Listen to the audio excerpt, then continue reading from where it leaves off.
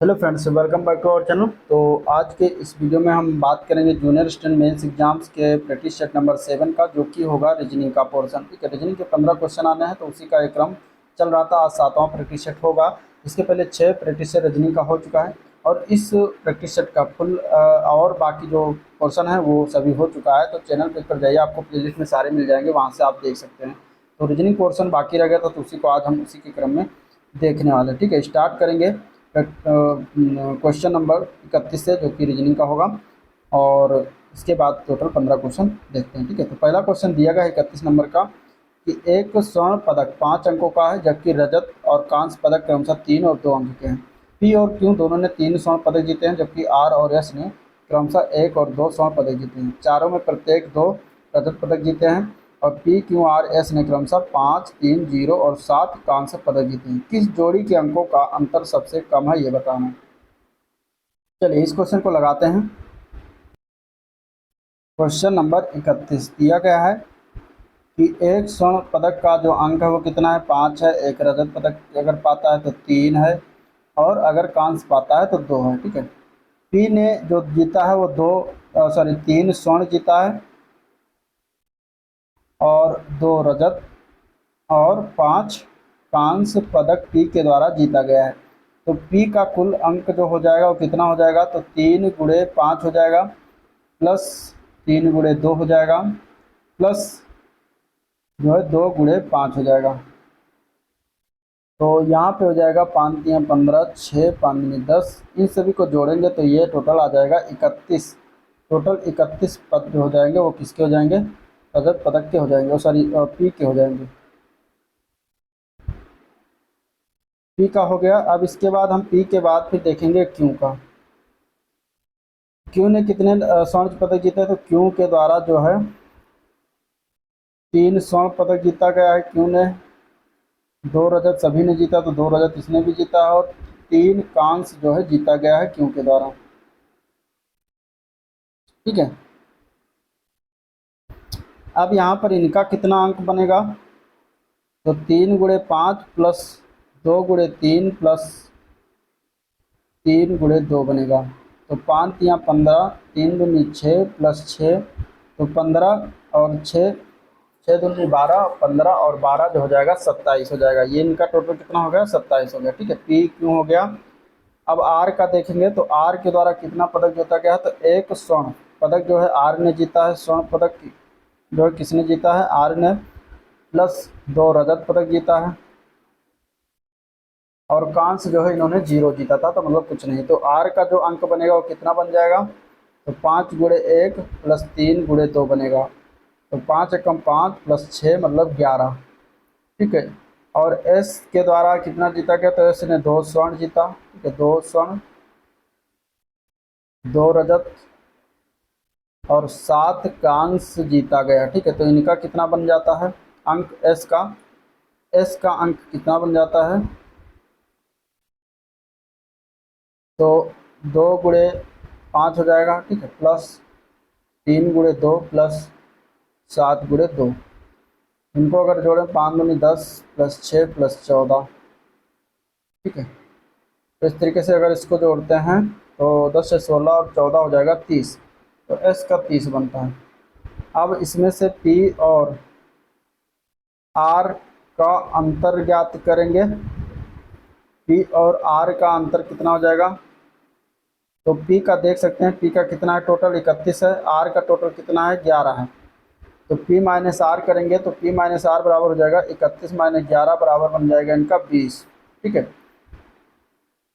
इसके बाद option B जो दिया गया है आर और एस, उसका हम अंतर ज्ञात करेंगे, आर और एस का अंतर। तो आर का दिया गया है 11, एस का है 30। तो यहाँ पे हो जाएगा 30 माइनस 11, ये भी हो जाएगा कितना, 30 और 11 ये भी हो जाएगा 19। ये कितना हो जाएगा, 19। ठीक है, 30 और 11 कितना हो गया, 19 हो गया।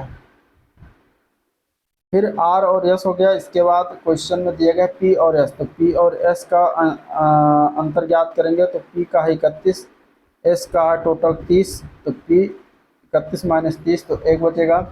इसके बाद फाइनली आर और क्यू का ज्ञात कर लेंगे। तो आर का है 11 और क्यू का कितना बनता है 27।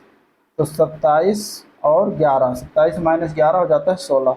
तो इनमें से सबसे कम अंतर अगर देखा जाएगा तो किसका हो जाएगा, तो पी और एस का कितना है, 1 है।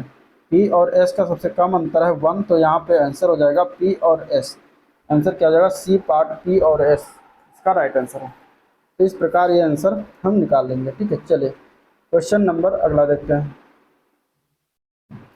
क्वेश्चन है 32 नंबर क्वेश्चन है, 32 नंबर क्वेश्चन है। बताना है, मदन ने दीवार पर लगे चित्र की ओर इशारा करके कहा कि यह महिला मेरे पुत्र की माँ के ससुर के दामाद की पुत्री की माँ थी। मदन का उस चित्र वाली महिला से क्या संबंध है, बताना। चलिए, मदन हो गए और मदन और महिला। ठीक है, मदन ने दीवार पर लगे चित्र की ओर इशारा करते कि यह महिला मेरे पुत्र, माने कि मदन की पुत्र इधर हो गए, मेरे पुत्र की माँ मतलब कि मदन की पत्नी। ठीक है, इसकी माँ हो जाएगी, पुत्र की माँ हो जाएगी मदन की पत्नी, और की माँ के ससुर, तो मतलब पत्नी के ससुर मतलब कि मदन का पिता हो जाएगा। ठीक है, मदन का क्या, पिता हो जाएगा। और इसके बाद कह रहा है पिता मतलब ससुर के दामाद, तो ससुर के दामाद मतलब उस के दामाद मतलब यहाँ पर हो जाएंगे दामाद, ससुर के दामाद के पुत्री की माँ, ससुर के दामाद के पुत्री की माँ है ये। ठीक है, वो महिला, तो महिला जब पुत्री की माँ है, दामाद मतलब पिता के दामाद, यानी कि यहाँ पे अगर देख सकते हैं तो मदन और उस महिला में क्या संबंध है, तो मदन और उस महिला में हो जाएगा भाई बहन है। ये दोनों क्या हो जाएंगे, भाई बहन, मतलब महिला का क्या हो जाएगा, मदन भाई है। तो मदन का उस चित्र वाली महिला से क्या संबंध है, तो मदन जो है उस महिला का भाई है। यहाँ पे आंसर सी ऑप्शन इस तरीके से हो जाएगा करेक्ट। चलिए क्वेश्चन नंबर 33 है। 33 नंबर क्वेश्चन है जो कि हम देख सकते हैं, दिया गया कि एक घन के सतहों के पीले रंग से रंग दिया गया, उसके बाद एक घन को समान आकार वाले 64 छोटे घनों में काट दिया गया। इनमें से कितने घन छोटे घन ऐसे होंगे जिनके किसी भी सतह पर पीला रंग नहीं होगा, बीच वाले घन। तो रंगहीन अगर घनों की संख्या हमें ज्ञात करनी है, रंगहीन घनों की संख्या अगर हमें ज्ञात करनी है, तो यहाँ पे क्या होता है, फार्मूला n-2 का होल क्यूब होता है, और n बराबर कैपिटल N बराबर स्मॉल n क्यूब। और यहाँ पे अगर देखिए इस तरीके से हो जाएगा, और यहाँ पे अगर हम देखें तो कैपिटल N दिया गया है 64, तो 64 बराबर हो जाएगा n क्यूब के। ठीक है, तो n बराबर हो जाएगा 64 का क्यूब निकालेंगे, जो कि हमारा हो जाएगा 4 चौक 16 चौके 64, तो n बराबर 4 हो जाएगा। तो यहाँ से हम घनों की संख्या, अगर रंगहीन घनों की संख्या निकालेंगे तो 4 माइनस 2 n इस वाले फार्मूले में रख देंगे, तो 4 माइनस 2 का होल क्यूब, 4 माइनस 2 मतलब 2, 2 का होल क्यूब मतलब 2 दूनी 4 दूनी 8, तो घनों की रंगहीन घनों की संख्या कितनी हो जाएगी, 8 हो जाएगी। इस प्रकार निकाल लेंगे, आंसर यहाँ पे बी ऑप्शन इसका राइट हो जाएगा। ठीक है, चलिए क्वेश्चन नंबर 34। क्वेश्चन नंबर 34 दिया गया है कि सोनम और शीतल एक ही ऑफिस में निकल कर अपने अपने घरों की ओर चलती हैं। सोनम उत्तर की ओर 12 किलोमीटर चलती है। ठीक है, उत्तर की ओर 12 किलोमीटर चलती है सोनम। मान लेते हैं ऑफिस यहाँ पर बना हुआ है और उत्तर की ओर 12 किलोमीटर गई सोनम, इसके बाद फिर दाएं मुड़ी और 5 किलोमीटर गई, 5 किलोमीटर गई और फिर वो अपने घर पहुंच जाती है। यानी कि यहाँ पर क्या है, सोनम का घर है, यहाँ पे घर पर पहुंच गई। इसके बाद फिर क्या कह रहे हैं कि शीतल जो है 12 किलोमीटर दक्षिण की ओर जाती है, मतलब इस ऑफिस से 12 किलोमीटर शीतल दक्षिण की ओर जाएगी, और इसके बाद वो बाएं ओर मुड़ती है और अपने घर तक पहुंचने के लिए वो 15 किलोमीटर की दूरी तय करती है। तो बाईं ओर मुड़ेगी और इधर 15 किलोमीटर की दूरी तय करेगी। अब उनके घरों के मध्य की न्यूनतम दूरी ज्ञात करनी है। ठीक है, और ये हो जाता है यहाँ पे शीतल का घर। तो अगर हम इस लाइन को इससे वर्टिकली मिला देते हैं तो ये हमारा क्या है, 90 डिग्री कोण बनता है, और ये 5 किलोमीटर हो जाता है। तो इधर हमारा जो बचेगा ये 10 किलोमीटर बचेगा, ये इतना साइड क्या बचेगा, 10। और अगर हम इस लाइन को ऐसे मिला देते हैं तो ये हमारा ट्रायंगल बन जाता है। ठीक है, तो हमें ज्ञात करना है उन घरों के बीच की मध्य की न्यूनतम दूरी, हमें मतलब ये दूरी ज्ञात करनी है। ये दूरी ज्ञात करनी है। तो इसके लिए हम क्या करेंगे, अगर हम इसको मान लेते हैं ए, इसको मान लेते हैं बी और इसको मान लेते हैं सी, तो हमें यहाँ पे ए बी बराबर दिया जाएगा 24 किलोमीटर। ए बी का मान क्योंकि 12 ये है और 12 ये, तो दोनों को मिलाकर क्या हो जाएगा 24 किलोमीटर हो जाएगा। बी सी का मान हो जाएगा 15 - 5 बराबर 10 किलोमीटर। तो हमें ए सी का मान याद करना है, तो हम लगा देंगे इसमें पाइथागोरस प्रमेय, जो कि होता है ए सी का स्क्वायर बराबर ए बी का स्क्वायर प्लस बी सी का स्क्वायर। तो यहाँ से ए बी का स्क्वायर मतलब 24 का स्क्वायर बराबर हो जाएगा 24 का स्क्वायर प्लस 10 का स्क्वायर। ये बराबर हो जाएगा 24 का स्क्वायर मतलब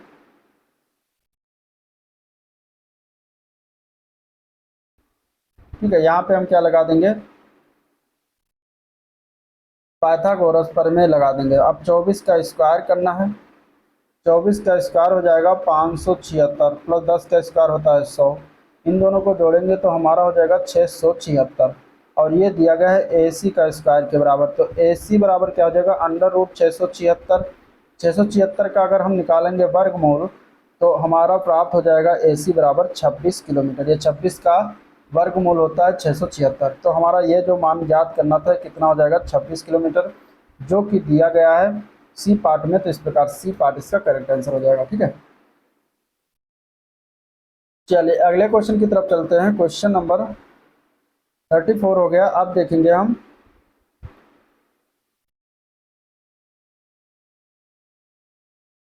क्वेश्चन नंबर 35। देखिए क्या दिया गया है। 35 नंबर क्वेश्चन है कि यदि 1990 का वर्ष का जो प्रथम दिन था वो सोमवार था। ठीक है, 1990 का प्रथम दिन क्या था, सोमवार था, ये दिया गया है। तो हमें ज्ञात करना है कि 1 जनवरी 1998 को कौन सा दिन होगा, ये दिया गया क्वेश्चन। कैसे लगाएंगे, तो 1 जनवरी 1990 का जो प्रथम दिन था वो क्या था, सोमवार था। ये 1 जनवरी की बात करा जा रहा है, 1 जनवरी 1990। अब 1 जनवरी 1998 बताना, तो कुल विषम दिन अगर हम निकालेंगे तो 1998 - 1990 करेंगे तो 8 आता है। 8 यानी कि 6 + 2, यानी कि साधारण वर्ष प्लस लीप वर्ष यहाँ पे निकल के आएगा। तो लीप वर्ष इसमें 2 आएंगे इन दोनों के बीच में, और 6 साधारण वर्ष आएगा। तो 6 में हम क्या करेंगे 1 का गुणा कर देंगे, प्लस 2 में हम क्या करेंगे अगर लीप वर्ष है 2 का गुणा कर देंगे। तो हमारा टोटल दिन जो आ जाएगा वो आएगा 6 कम 6 तो 4 6 4 10 दिन आ जाएगा। अब 10 दिन को हम 7 से डिवाइड करेंगे तो हमारा 3 शेष दिन आ जाएगा या विषम दिन आ जाएगा। तो हमारा 1 जनवरी 1998 को कौन सा दिन होगा, तो सोमवार था। तो सोमवार प्लस 3 दिन इसमें हम जोड़ देंगे, और तो ये हमारा हो जाएगा मंगलवार, बुधवार और बृहस्पतिवार।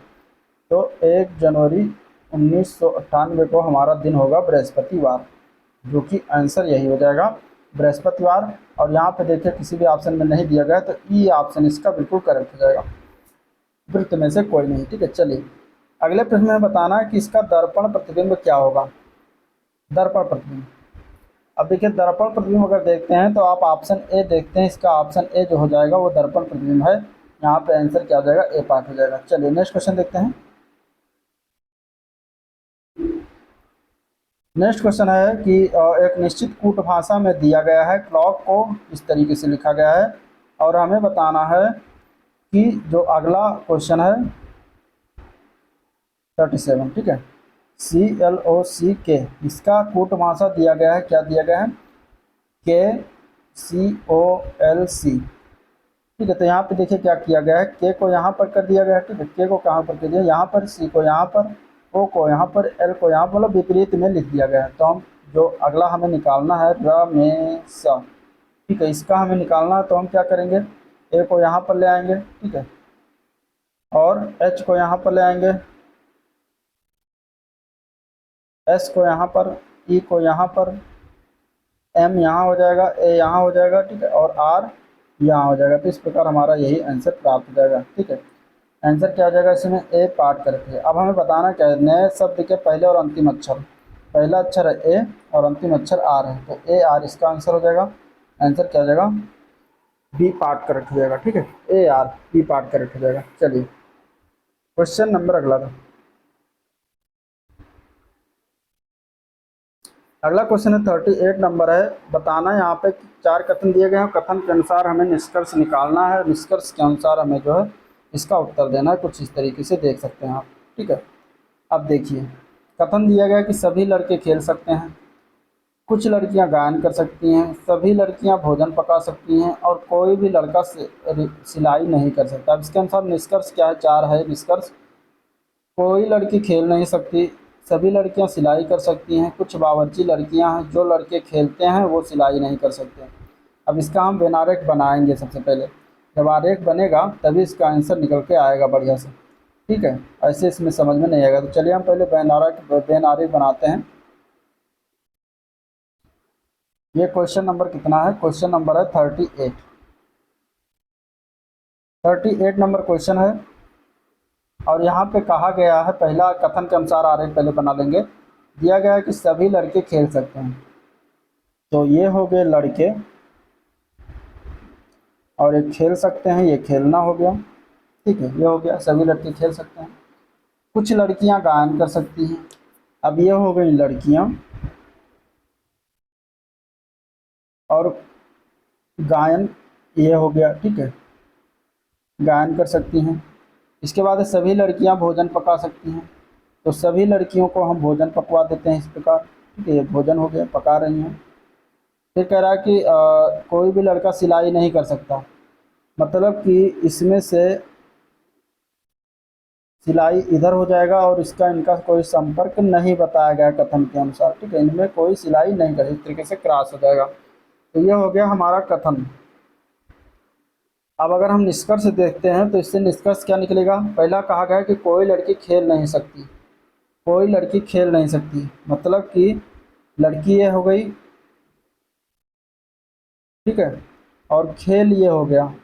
इन दोनों में कोई रिलेशन नहीं है। तो खेल देखिए यहाँ पर है, लड़की यहाँ पर है, तो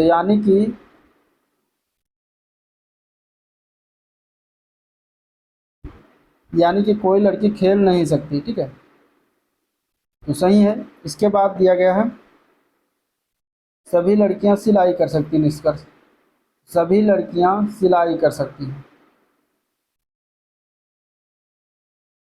तो सभी लड़कियां सिलाई कर सकती हैं, तो लड़कियां यहाँ पर हैं, सिलाई यहाँ पर है, ठीक है।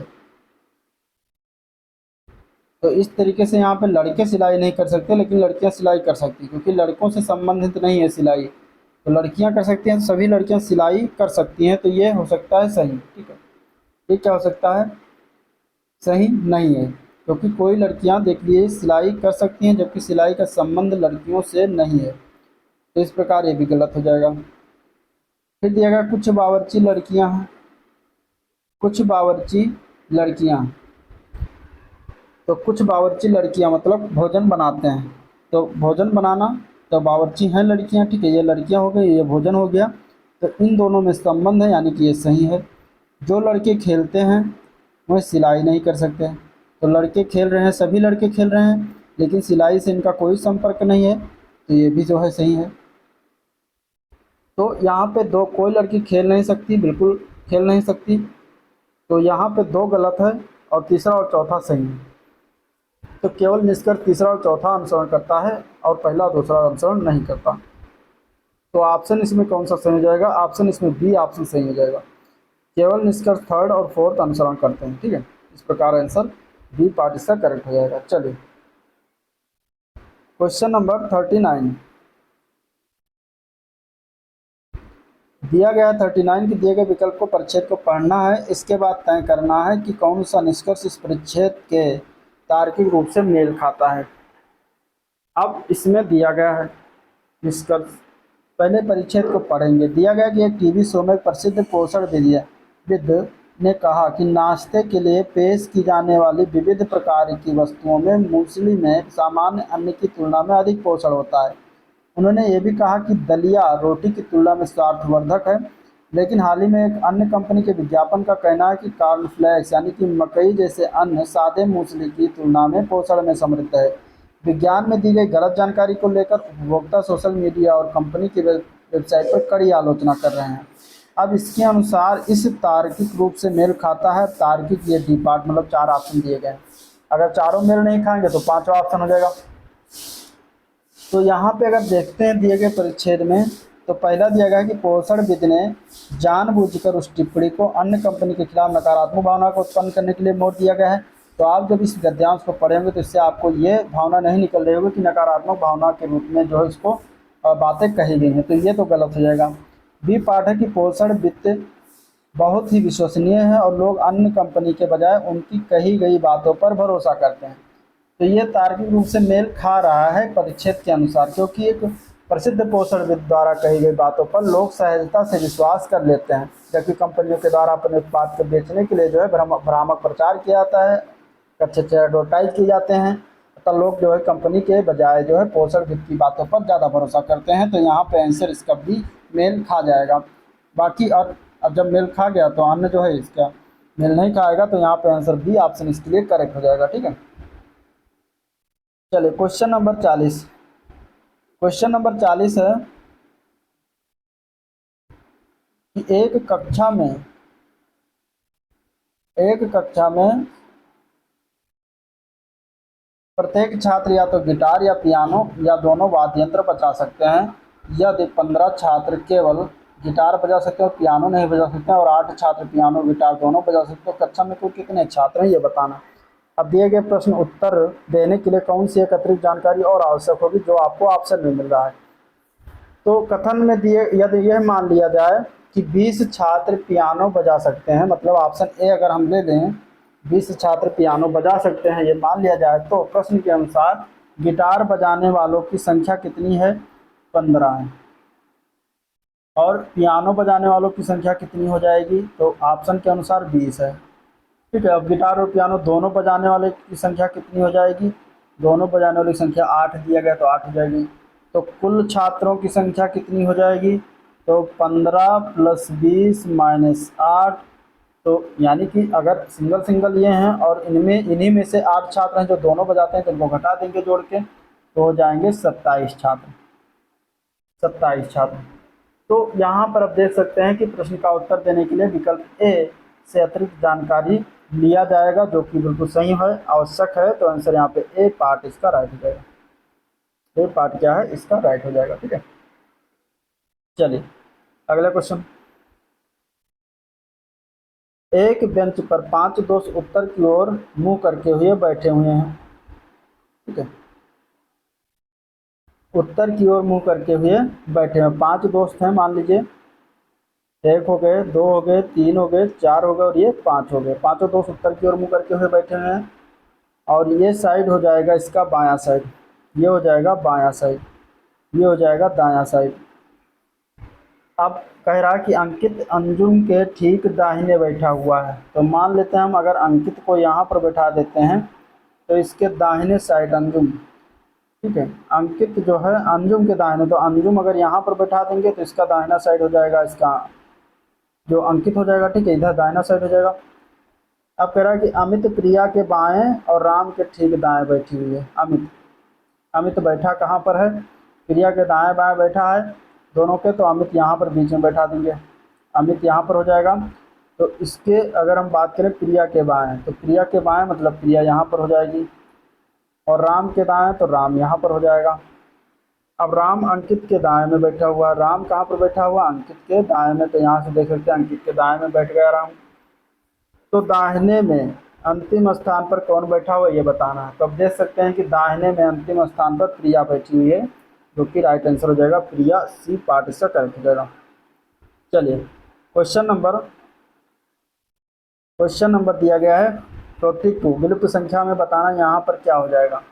तो पहला त्रिभुज से अगर हम निकालेंगे आंकड़े को, तो 16 + 17 + 18 करते हैं और माइनस करके 12 + 13 + 14 करेंगे, और इसको अगर हम करते हैं तो ये हमारा टोटल आ जाता है, जोड़ेंगे, ठीक है, 8 × 7 = 15, 6 × 21, 3 और 2 5, 51, और इधर हो जाएगा 4 × 3 = 7, 2 9 और 3 39, तो घटाएंगे तो 11 में से 9 जाएगा, 2 हो जाएगा और 1, तो ये 12 बचेगा, जो कि हमारा ये दिया गया है इस प्रकार।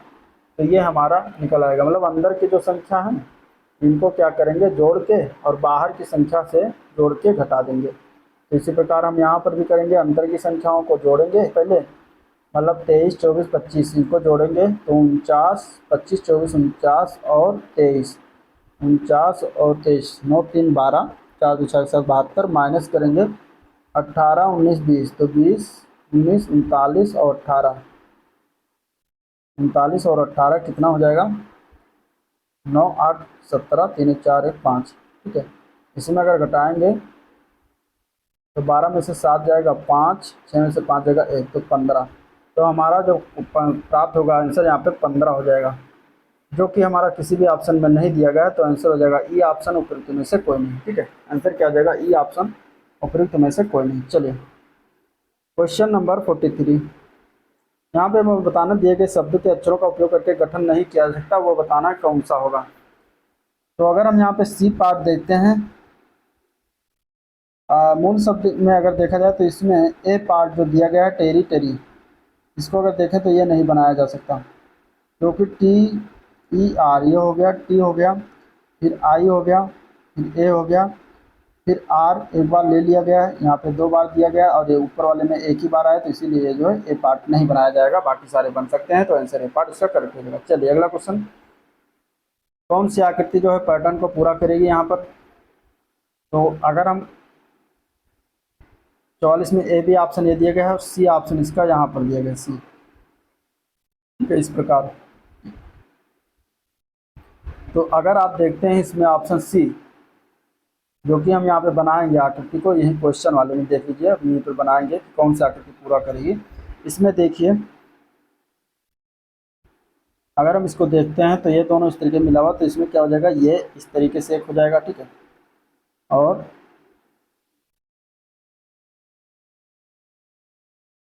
इस तरीके से एक हो जाएगा। ठीक है, इसके बाद इसमें और आकृति अगर बनाएंगे तो इसमें कौन आकृति पूरा करेगा? एक ये बन जाएगा है, ये इस तरीके से बन जाएगा, और जो ये चतुर्भुज बनेगा ये इसी के किनारे इस तरीके से बनेगा। ठीक है, तो ये आकृति बनेगी, और ये आकृति हमारी दी गई है सी पार्ट में, तो सी पार्ट इसका करेक्ट हो जाएगा। चलिए क्वेश्चन नंबर 45 है, निम्नलिखित से वो विकल्प का चयन करें जो शब्दों की श्रेणी को संबंध रखता हो। सिनेमा, अभिनेता, निर्देशक, तो इसमें से अगला कौन इसमें इसी में से एक इससे संबंध रखेगा? तो सिनेमा, अभिनेता, निर्देशक से संबंधित दिया गया जाएगा, तो थिएटर से संबंध रखता है, तो आंसर डी ऑप्शन इसका करेक्ट हो जाएगा। ठीक है, तो ये था ओवरऑल टोटल 15 क्वेश्चन जिसको हम लोगों ने देखा। जिससे अगर वीडियो पसंद आया तो लाइक करिएगा, चैनल को अभी तक सब्सक्राइब नहीं किया तो सब्सक्राइब कीजिएगा। और आज का वीडियो पर एंड करते हैं, मिलते हैं नेक्स्ट वीडियो में, तब तक के लिए थैंक यू।